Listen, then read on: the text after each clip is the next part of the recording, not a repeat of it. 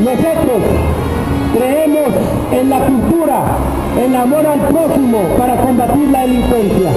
Y hoy también queremos decirle a los diputados que se opongan a esa reforma laboral que quiere aplastar los derechos de los trabajadores, los derechos sindicales. Para allá va caminando la reforma laboral que quiere Calderón y que quiere Moreira.